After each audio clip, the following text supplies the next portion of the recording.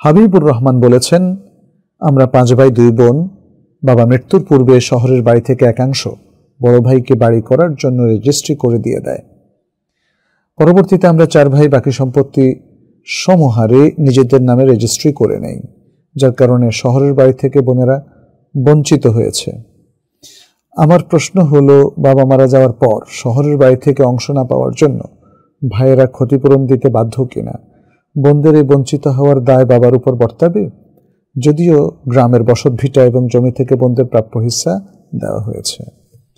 ভাই হাবিবুর রহমান, আমাদের সকলেরই আল্লাহকে ভয় করা উচিত। সম্পদ প্রত্যেক মানুষের অধিকার।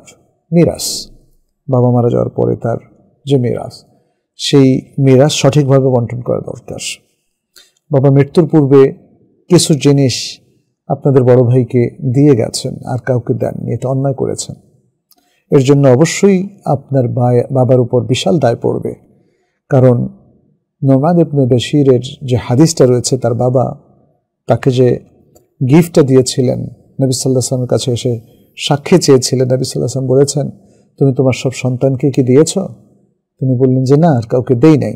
তখন নবী সাল্লাল্লাহু আলাইহি ওয়াসাল্লাম বললেন, এটা জুলুম, আমি জুলুমের উপর সাক্ষী দেব না, সাক্ষী হবও না। তো এতে বোঝা যায় যে কোনো বাবা যদি জীবদ্দশায় বা মা সন্তানদেরকে দিতে চান, তাহলে তাদেরকে দিতে হবে।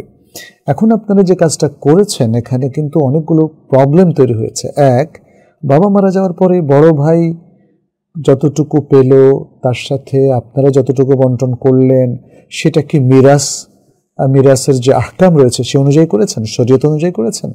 এবং বোনদেরকে যে শহর থেকে বঞ্চিত করে তাদেরকে গ্রামের অংশ ধরিয়ে দিয়েছেন, সেখানেও কি ইনসাফ কায়েম হয়েছে? সেখানেও কি তারা তাদের প্রকৃত হিস্সা অর্থাৎ মিরাসের যতটুকু তাদের পাওয়ার কথা ততটুকু পেয়েছে? আর এটা কিভাবে বুঝবেন? এটা বুঝবেন এই জমিগুলোর এবং বাড়িগুলোর মূল্য দিয়ে।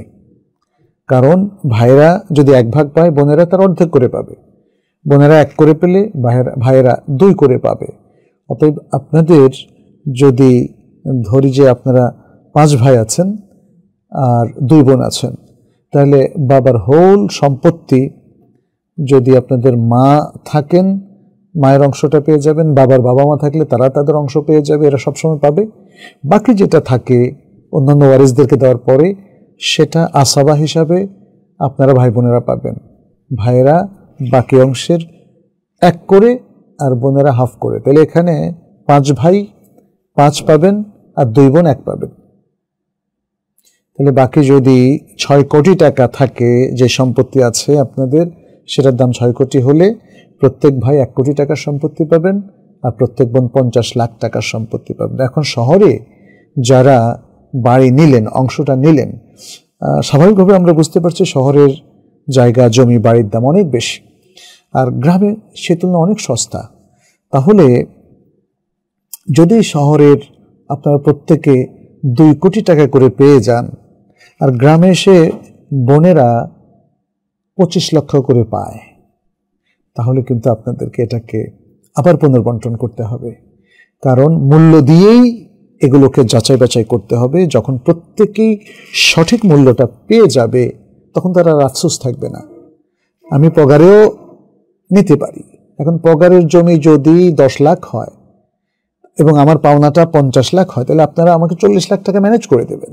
বোনদেরকে এভাবেই আপনাদেরকে তাদের হিস্সা বুঝিয়ে দিতে হবে, অন্যথায় এটা বড় ধরনের জুলুম করা হয়েছে এবং আপনাদের এই হিস্সা বন্টনটা বা মিরাজ বন্টনটা এটা শরিয়া মোতাবেক হয় নাই, শরিয়ার মারাত্মক লঙ্ঘনেতে হয়েছে। আর যদি আপনারা মূল্য ঠিক রাখেন, মূল্য ঠিক রেখে বন্টনটা করেন, তাহলে ঠিক আছে। আল্লাহু তাআলা আ'লাম।